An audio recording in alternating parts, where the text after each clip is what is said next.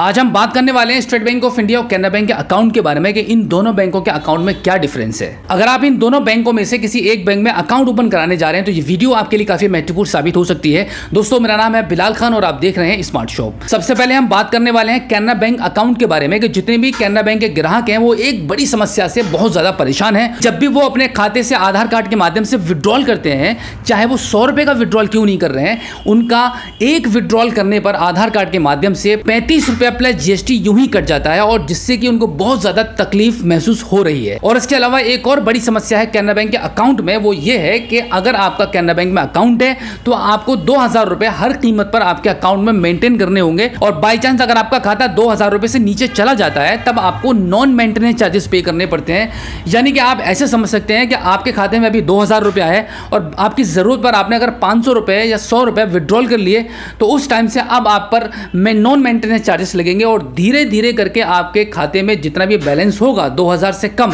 वो कुछ ही महीनों में बिल्कुल साफ हो जाएगा और अगली बार जब भी आप अपने खाते की इंक्वायरी करेंगे तब आपको आपका खाता माइनस में मिलेगा, जो कि एक बहुत बड़ी समस्या है सभी कैनरा बैंक अकाउंट होल्डर्स के साथ में। अभी हम बात करते हैं कि अगर आप स्टेट बैंक ऑफ इंडिया में अकाउंट को ओपन करवा लेते हैं, खासतौर से किसी भी सीएसपी पॉइंट पर जाकर, वहां पर आपका जीरो बैलेंस अकाउंट ओपन होगा, जिससे अगर आपका खाता कभी भी बिल्कुल जीरो भी हो जाता है तो आप पर कोई भी किसी भी प्रकार के नॉन मेंटेनेंस चार्जेस नहीं लगने हैं और ना ही आपका खाता कभी भी माइनस में जाएगा। अगर आप स्टेट बैंक ऑफ इंडिया में अकाउंट को ओपन करा लेते हैं तो आप जब भी आधार कार्ड के माध्यम से पैसे को विड्रॉल करेंगे तो क्या अब स्टेट बैंक ऑफ इंडिया में भी उतना ही चार्ज लगेगा जितना कि कैनरा बैंक अपने ग्राहक को चार्ज कर रही है, 35 रुपए प्लस जीएसटी। मैं आपको बता दूं कि यहां पर ऐसा बिल्कुल भी नहीं है। अगर आप स्टेट बैंक ऑफ इंडिया के ग्राहक बन जाते हैं और जब भी आप अपने आधार कार्ड के माध्यम से किसी भी स्टेट बैंक ऑफ इंडिया के सीएसपी पॉइंट पर जाकर पैसे को विड्रॉल करेंगे तो बैंक यहां पर आपसे कुछ भी लेने वाली नहीं है। लेकिन यहां पर एक छोटी सी कंडीशन मैं आपको यह बता दूं कि अगर आप किसी भी प्राइवेट पोर्टल के माध्यम से पैसे को विड्रॉल करते हैं तो वहां पर आपको 5 ट्रांजैक्शन बिल्कुल फ्री करने के लिए मिलते हैं 1 महीने के अंदर,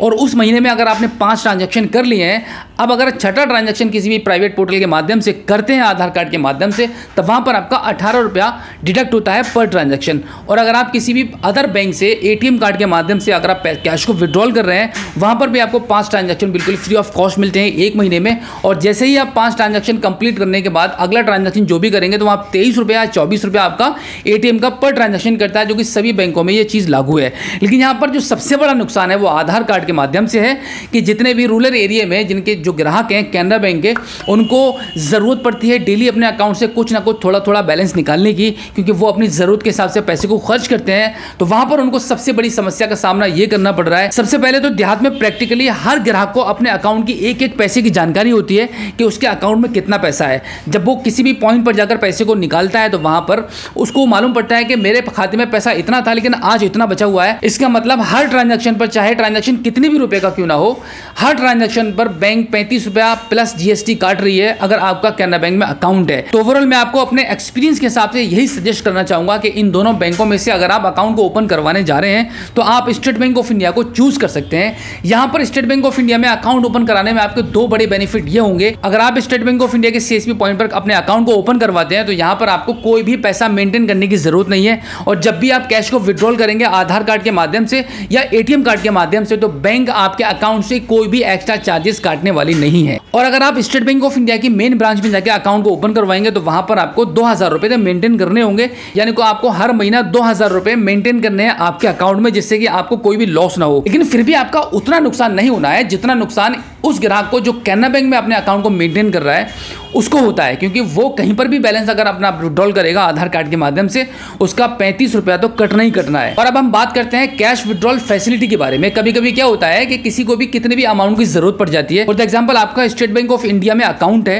आपने चाहे मेन ब्रांच में खाता खुलवा रखा है या किसी भी सीएसपी पॉइंट पर खाता खुलवाया है, इससे कोई फर्क नहीं पड़ता है। अगर आप कैश को विड्रॉल करना चाह रहे हैं तो आपके पास 2 ऑप्शन है। आप बैंक जाकर कैश को विड्रॉल कर सकते हैं अगर आपको अधिक अमाउंट विड्रॉल करना है, या फिर आप किसी भी स्टेट बैंक ऑफ इंडिया के सीएसपी पॉइंट पर भी जाकर पैसे को विड्रॉल कर सकते हैं, जो कि 1,20,000 रुपए तक आप एक दिन के अंदर विड्रॉल कर सकते हैं। बट कैनरा बैंक के बारे में मैं ऐसा कुछ नहीं कह सकता कि आप बिना बैंक जाए कितना पैसा वहां से आप विड्रॉल कर सकते हैं। अमूमन जो प्राइवेट पोर्टल पर जो लिमिट होती है एक दिन के अंदर कैनरा बैंक की, वो 10,000 से लेकर 20,000 रुपए तक की होती है। किसी किसी का 10 निकल जाता है और तो किसी किसी का 20 निकल जाता है। तो यहां पर एक बात मैं आपको यह भी बता दूं कि जितना भी अमाउंट आपको विड्रॉल करना होता है उस अमाउंट के साथ में जो बैंक आपको चार्ज चार्ज कर रही है 35 रुपये प्लस GST। अगर आपका कैनरा बैंक में अकाउंट है तो ये दोनों अमाउंट आपके अकाउंट में होना चाहिए, यानी कि जो अमाउंट जो आप विड्रॉल करना चाह रहे हैं और आपका जो चार्ज जो बैंक काटने वाली है, अगर वो इतना पैसा आपके खाते में होगा तभी आपका उतना विड्रॉल हो पाएगा जो आप निकालना चाह रहे हैं। अगर नहीं होगा तो वो इनसफिशिएंट फंड आपको शो करेगा